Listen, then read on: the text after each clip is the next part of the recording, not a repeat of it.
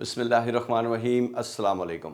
एक क्रैश करते हुए लड़ाका हवाई जहाज़ से 2 सीट्स इजेक्ट हुईं, 2 पैराशूट खुले, 2 इंसान, अमरीकी फ़ौज के 2 ऑफिसर ईरान के पहाड़ों में उतरने लगे।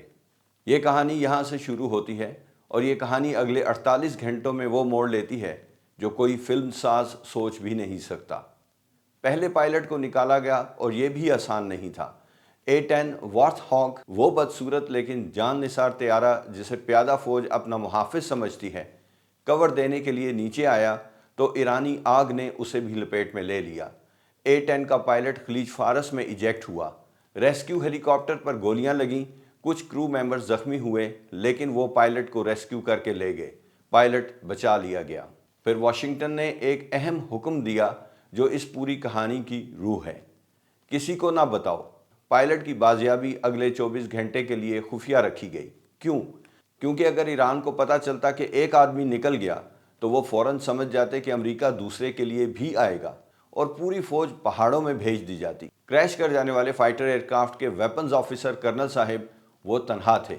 7000 फुट की बुलंदी पर ज़ाग्रोस पहाड़ों के एक पथरीले दर्रे में जिस्म पर जख्म थे। 2 दिन तक खुद ही जख्मों का इलाज किया, अपनी सर्वाइवल किट से, तारीकी में, पहाड़ की चट्टानों के पीछे छुप कर। ईरान के फौजी दस्ते हर तरफ तलाश कर रहे थे, लेकिन कर्नल जानते थे कि क्या करना है। SERE, सर्वाइवल, इवेजन, रेजिस्टेंस और एस्केप, ये वो तरबियत है जो फौजी पायलट्स को दी जाती है ताकि वो दुश्मन की सरजमीन पर भी जिंदा रहें। कर्नल साहब ने अपना सर्वाइवल रेडियो निकाला, अपना इमरजेंसी बीकन एक्टिवेट किया और जब कोई ईरानी गश्त करीब नहीं था उन्होंने फ्रीक्वेंसी पर एक मुख्तसर सिग्नल भेजा। ऊपर बहुत बुलंदी पर एक MQ-9 रेपियर ड्रोन उनके गिर्द चक्कर लगा रहा था। हर घंटे GPS बीकन से उनकी ऐन जगह सेटेलाइट तक पहुंच रही थी। नासा, पेंटागन और CIA तीनों इदारे इस एक आदमी की नकलो हरकत पर नज़र रखे हुए थे। ईरान को ये नहीं मालूम था कि यही उनकी सबसे बड़ी गलती थी। अब आता है वो हिस्सा जिसे पढ़कर आपकी रीढ़ की हड्डी में ठंडक दौड़ जाएगी। CIA ने ईरान के अंदर एक झूठ फैलाया, इतना बड़ा, इतना यकीन दहानी वाला झूठ कि ईरानी फौज उसे सच मानकर दौड़ पड़े। पैगाम ये था, अमरीकी कर्नल मिल गए, वो ज़मीनी रास्ते से सरहद की तरफ भाग रहे हैं। सड़कों पर नाके लगाओ, मगरिब की तरफ देखो। ईरानी सर्च टीमें पहाड़ों से उतरकर मैदानों में आ गईं, चेक पॉइंट्स बन गए, गाड़ियां रोकी गईं, सहरा में गश्त शुरू हो गया। और 50 मील दूर 7000 फुट ऊपर एक जख्मी कर्नल एक तंग दर्रे में बैठा रेपियर ड्रोन की सर्वेलेंस को महसूस करते रहे और इंतज़ार करते रहे। लेकिन अभी एक और सरप्राइज बाकी था। 4 अप्रैल हफ्ते का दिन सदर ट्रंप कैमरे के सामने आए और उन्होंने ईरान को 48 घंटे की डेडलाइन दी। या तो आबनाए हुर्मुज़ खोलो या अमेरिका तुम्हारी तवानाई के ढांचे को तबाह कर देगा। दुनिया ने सांस रोक ली। खलीज की रियासतें अलर्ट पर आ गईं। ईरान के फौजी जर्नैल मगरिब की तरफ नज़रें लगाकर बैठ गए। बहरी बेड़े का इंतज़ार, फ़ज़ाई हमले की तैयारी। और ठीक इसी लम्हे पर्दे के पीछे नाइट स्ट्राइकर्स अपने इंजन गर्म कर रहे थे। ये अल्टीमेटम एक स्ट्रेटेजिक धोखा था, सबसे बड़े पैमाने पर। जबकि ईरान का सारा ध्यान मगरिब में मुमकिना बमबारी पर था, अमरीकी स्पेशल ऑपरेशन फोर्सेस मशरिक में पहाड़ों की तरफ बढ़ रही थीं। 5 अप्रैल ईस्टर संडे रात के 3 बजे 160वीं स्पेशल ऑपरेशंस एविएशन रेजिमेंट, जिन्हें नाइट स्ट्राइकर्स कहते हैं, जिनका नारा है मौत अंधेरे में इंतज़ार करती है, उन्होंने परवाज़ भरी। नेवी सील टीम 6, वही यूनिट जिसने बिन लादेन को ख़त्म किया, हेलीकॉप्टर्स पर सवार थी। डेल्टा फोर्स ऑपरेटर्स साथ थे। एयरफोर्स पैरा रेस्क्यू जंपर्स, वो लोग जो किसी भी जहन्नम में उतरकर अपने साथियों को वापस लाते हैं, तैयार थे। पूरे इलाके के तकरीबन हर तैयारे को इस एक मिशन के लिए तलब किया गया था। F-22 रैप्टर्स ने कवर एयर पेट्रोल संभाली। EA-18 ग्राउलर्स ने ईरानी रेडार्स को जाम किया। इंटेलिजेंस तैयारे फ़ज़ा में कान लगाए बैठे थे, हर ईरानी फ्रीक्वेंसी सुन रहे थे।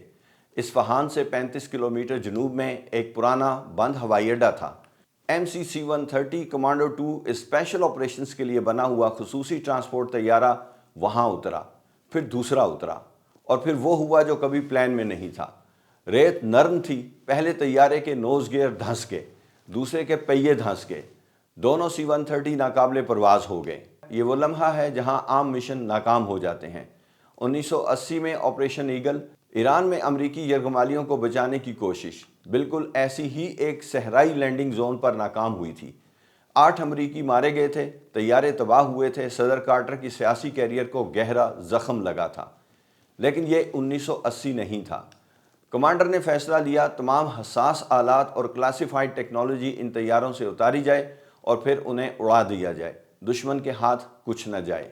دھماکے ہوئے، ایرانی رات میں آگ کے شعلے اٹھے، 3 متبادل طیارے پہلے سے سٹینڈ بائی پر تھے، وہ آ رہے تھے اور مشن جاری رہا۔ چھوٹے MH-6 لٹل برڈ ہیلی کاپٹرز جو C-130 کے اندر بند ہو کر آئے تھے اب پہاڑ کی چوٹی کی طرف اڑ رہے تھے۔ سیل ٹیم کے آپریٹرز ہیلی کاپٹر کے باہری بینچوں پر بیٹھے، پاؤں ایران کی ہوا میں لٹکائے، رائفلیں تیار اوپر چڑھ رہے تھے۔ ریپیر ڈرون نے ایگزیکٹ لوکیشن دی۔ کرنل صاحب نے آخری بار اپنا بیکن ایکٹیویٹ کیا۔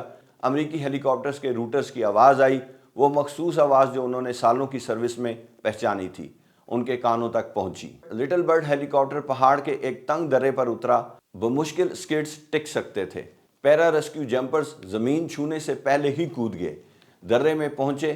زخمی تھکے ہارے 2 دن سے چھپے ہوئے کرنل صاحب کو ڈھونڈ لیا۔ 2 منٹ، بس 2 منٹ زمین پر، پھر یہ ہیلی کاپٹر لٹل برڈ اٹھا۔ ایرانی دستے ابھی 20 منٹ دور تھے، ابھی بھی سڑکوں پر جھوٹے سوراخ کے پیچھے بھاگتے ہوئے۔ صبح کے 6:20 آپریشنز سنڈے۔ طیاروں کا قافلہ بین الاقوامی فضا میں داخل ہوا۔ اندر کرنل صاحب کا علاج جاری تھا۔ زخم سنگین تھے لیکن وہ زندہ تھے، ہوش میں تھے اور بات کر رہے تھے۔ اس ریسکیو کا پہلا پیغام پینٹاگون کو گیا، دوسرا CIA کو، تیسرا وائٹ ہاؤس سچویشن روم کو۔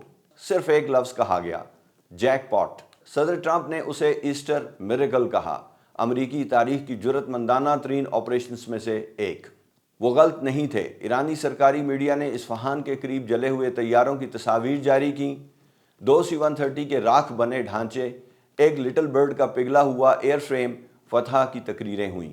لیکن جو 3 امریکی افسران ایران کی فضا میں گئے تھے، تینوں کویت میں تھے، زندہ، محفوظ۔ میں نے اپنے 30 سال سے زیادہ کے ایئر ٹریفک کنٹرول کیریئر میں ایک بات سیکھی، فضا میں سب سے اہم چیز یہ نہیں ہوتی کہ آپ کہاں ہیں، بلکہ یہ ہوتی ہے کہ کوئی جانتا ہے کہ آپ کہاں ہیں۔ وہ ایمرجنسی بیکن، وہ سروائیول ریڈیو، وہ ریپیئر ڈرون جو 24 گھنٹے اوپر تھا، یہ سب اس اصول کا اظہار ہے۔ جب تک کوئی اور آپ کو ریڈار پر رکھتا ہے، آپ کبھی واقعی گم نہیں ہوتے۔ اور جب امریکی فوج نے کہا ہمارے پاس تمہاری پوزیشن ہے، جہاں ہو وہیں رہو، تو وہ وعدہ تھا اور وہ وعدہ نبھایا گیا۔ اس طرح کی مزید سٹوریز کے لیے یور فلائٹ ریڈار کو ضرور سبسکرائب کیجئے۔ اللہ تعالیٰ آپ کو اپنی حفظ و امان میں رکھے۔ نیکسٹ ویڈیو تک کے لیے اجازت چاہتا ہوں۔ اللہ حافظ۔